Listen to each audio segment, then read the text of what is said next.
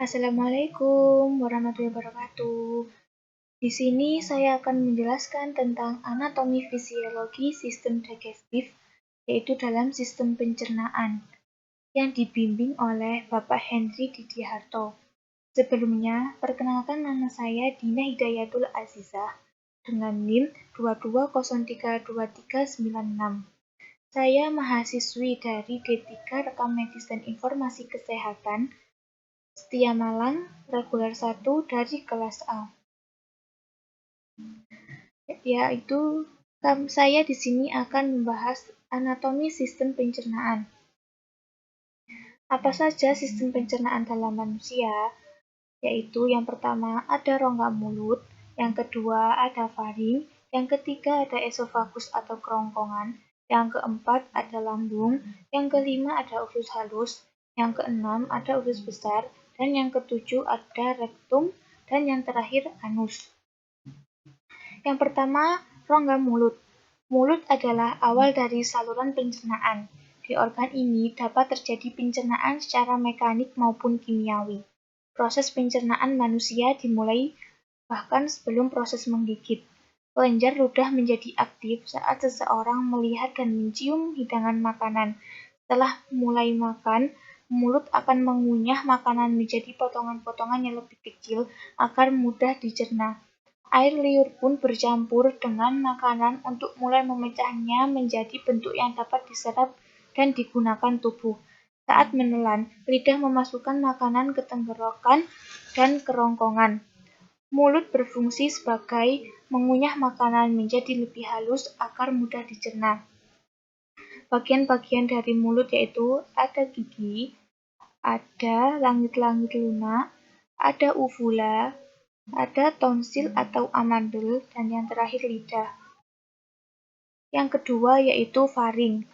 Faring adalah bagian tenggorokan yang paling luar. Faring terletak tepat di belakang langit-langit mulut dan merupakan bagian yang masih dapat terlihat dari luar rongga mulut. Pada bagian ini, saluran untuk bernafas dan pencernaan belum terpisah, sehingga saluran ini masih dilewati baik makanan, cairan, dan udara. Faring terbagi menjadi 3, yaitu ada nasofaring, dan yang kedua ada orofaring, yang ketiga ada laryngofaring. Yang ketiga ada kerongkongan. Kerongkongan terletak di tenggorokan dekat trakea. Kerongkongan akan menerima makanan dari mulut saat proses menelan. Epiglotis adalah lipatan kecil yang terdapat di tenggorokan saat seseorang menelan untuk mencegah kejadian tersedak, yaitu ketika makanan masuk ke tenggorokan. Serangkaian kontraksi otot di dalam kerongkongan yang disebut peristaltik mengantarkan makanan untuk menuju ke perut. Tetapi, pertama-tama, otot mirip cincin di bagian bawah kerongkongan yang disebut sphincter esofagus bagian bawah harus rileks terlebih dahulu untuk membiarkan makanan masuk. Sphincter kemudian berkontraksi dan mencegah isi perut mengalir kembali ke kerongkongan. Kerongkongan di sini ya, teman-teman. Yang keempat, lambung. Lambung adalah organ berongga atau wadah yang berfungsi untuk menyimpan makanan saat sedang dicampur dengan enzim pencernaan. Enzim ini melanjutkan proses memecah makanan menjadi bentuk yang dapat digunakan.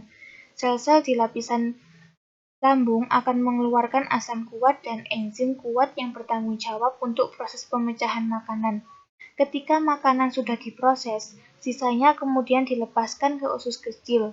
Enzim yang ada di lambung yaitu pertama ada pepsin, yaitu mengubah pepsin menjadi pepton. Yang kedua ada lipase, memecah lemak menjadi asam lemak. Yang ketiga ada asam klorida, yaitu mengubah pepsinogen menjadi pepsin dan membunuh mikroorganisme patogen. Yang keempat ada renin, yaitu mengendapkan protein susu menjadi kasein. Ini adalah bagian-bagian dari lambung.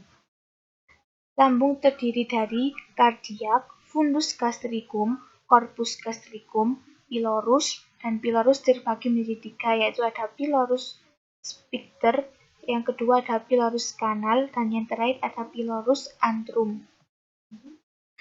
Yang kedelapan ada usus halus. Usus halus adalah tabung berotot sepanjang 22 kaki atau sekitar 8,25 meter yang berfungsi memecah makanan menggunakan enzim yang dilepaskan oleh pankreas dan empedu dari hati. Pada usus halus terdiri dari, yaitu ada duodenum usus 12 jari, ada jejunum usus kosong, dan yang terakhir ada ileum yaitu usus penyerapan. Ketiga bagian usus tersebut akan bekerja bersama-sama untuk menyelesaikan pencernaan makanan agar menjadi bagian-bagian kecil yang diserap ke dalam pembuluh darah usus. Yang keenam adalah kolon atau usus besar. Usus besar adalah tabung berotot sepanjang kurang lebih 1,82 meter yang menghubungkan usus kecil ke rektum. Usus besar antara lain terdiri dari cecum, kolon ascendens atau kanan, kolon transversum atau melintasi, kolon descendens atau kiri, dan kolon sigmoid yang terhubung ke rektum. Usus ini bertanggung jawab untuk memproses limbah yang tersisa dari proses pencernaan. Limbah atau kotoran dilewatkan melalui usus besar dengan cara peristaltik, yaitu pertama dalam keadaan cair dan akhirnya dalam bentuk padat. Kotoran kemudian disimpan dalam usus sigmoid yang berbentuk S sampai ada dorongan untuk mengosongkannya. Gerak peristaltik lalu akan mendorong tinja ke dalam rektum sekali atau 2 kali sehari hingga dikeluarkan melalui anus. Ini ya teman-teman bagian usus besarnya. Dan yang terakhir ada rektum dan anus. Yang pertama kita bahas dulu rektum. Rektum adalah ruang lurus 8 inci yang menghubungkan usus besar ke anus. Tugas rektum adalah menerima tinja dari usus besar dan mengirim sinyal ada tinja yang harus dievakuasi, dibuang keluar, dan memegang tinja sampai evakuasi terjadi. Dan terakhir ada anus. Anus adalah bagian terakhir dari saluran pencernaan. Organ ini berbentuk saluran sepanjang 2 inci atau 5,8 cm yang terdiri dari otot-otot dasar panggul dan 2 sfinkter anal, yaitu internal dan eksternal. Anus dikelilingi oleh otot-otot sfinkter yang penting dalam memungkinkan mengontrol pengeluaran tinja. Otot dasar panggul menciptakan sudut antara rektum dan anus yang dapat menghentikan tinja keluar ketika itu tidak seharusnya. Sfinkter internal selalu kencang, kecuali ketika feses memasuki rektum. Hal ini berfungsi agar seseorang bisa mencegah buang air besar tanpa disadari ketika ruang tidur atau tidak menyadari kehadiran feses. Ini gambar rektum dan anus ya teman-teman. Di sini juga sudah ada bagian-bagiannya. Selain organ utama sistem pencernaan, kita juga akan membahas organ tambahan yang berfungsi juga sebagai sistem pencernaan, yaitu yang pertama ada gigi. Gigi merupakan struktur utama mulut untuk merobek, lalu menggiling makanan yang dicerna menjadi potongan-potongan kecil yang cocok untuk pencernaan. Gigi memiliki struktur padat dan keras untuk menjalankan fungsinya dengan baik. Berdasarkan bentuknya, gigi manusia terdiri dari gigi seri, gigi taring, gigi geraham depan atau premolar, gigi geraham belakang atau molar. Gigi dewasa atau gigi tetap berjumlah 32 buah yang terdiri dari 8 buah gigi seri, 4 buah gigi geraham, 8 buah gigi geraham depan, dan 12 buah gigi geraham. Ini ya gambar-gambar, ini dinamakan gigi seri, dan ini dinamakan gigi taring, dan ini dinamakan gigi geraham. Dan yang kedua ada lidah. Lidah berfungsi untuk mengatur dan mencampur makanan. Selain juga membawa reseptor sensorik untuk rasa dan langit-langit mulut yang memisahkan mulut dari rongga hidung. Itu memungkinkan saluran udara dan makanan terpisah. Semua struktur tersebut bersama dengan bibir terlihat dalam pembentukan suara ucapan dengan memodifikasi jalan udara melalui mulut. Mulut bisa merasakan rasa asin, rasa asam, rasa manis, dan rasa umami atau gurih.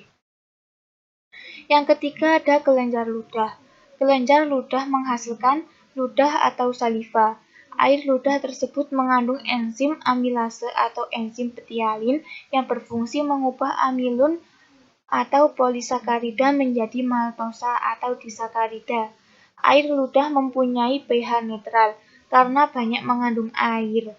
Itu akan membasahi mulut dalam cairan, sehingga akan menjaga tetap lembab dan bersih dari makanan dan puing-puing lainnya. Ludah dihasilkan oleh 3 kelenjar ludah, yaitu yang pertama kelenjar patoris, yaitu kelenjar ini terletak di bawah telinga. Ini ya teman-teman, kelenjar parotis. Dan yang kedua ada kelenjar submaxillaris, yaitu kelenjar pada rahang bawah. Dan yang ketiga ada kelenjar sublingualis, yaitu terletak di bawah lidah. Dan yang keempat ada kantung empedu. Kantung empedu adalah organ berbentuk buah bir yang berada tepat di bawah hati. Kantung empedu berfungsi menyimpan dan memekatkan empedu dari hati, dan kemudian melepaskannya ke dalam usus 12 jari di usus kecil untuk membantu menyerap dan mencerna lemak. Yang kelima, pankreas. Pankreas adalah organ terbentuk lonjong yang berfungsi untuk mengeluarkan enzim ke dalam usus halus. Enzim ini akan memecah protein, lemak, dan karbohidrat dari makanan. Pankreas terdiri dari ada kepala pankreas yang terletak di sini, dan yang kedua ada badan pankreas, dan yang ketiga ekor pankreas. Pankreas menghasilkan kelenjar pankreas. Dan yang terakhir ada hati. Hati adalah sebuah kelenjar terbesar dalam kompleks dalam tubuh, berwarna merah kecoklatan yang mempunyai berbagai macam fungsi, termasuk perannya dalam membantu pencernaan makanan dan metabolisme zat gizi dalam sistem pencernaan. Hati memiliki 2 fungsi utama, yaitu menghasilkan cairan empedu dan membersihkan darah yang mengandung nutrisi dari usus halus. Hati terdiri dari 2 lobus, yaitu ada lobus kiri dan lobus kanan.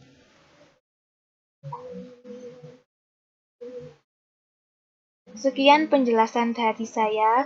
Jika ada salah kata atau materi kurang dan kata-kata yang kurang jelas, saya mohon maaf sebesar-besarnya. Terima kasih. Assalamualaikum warahmatullahi wabarakatuh.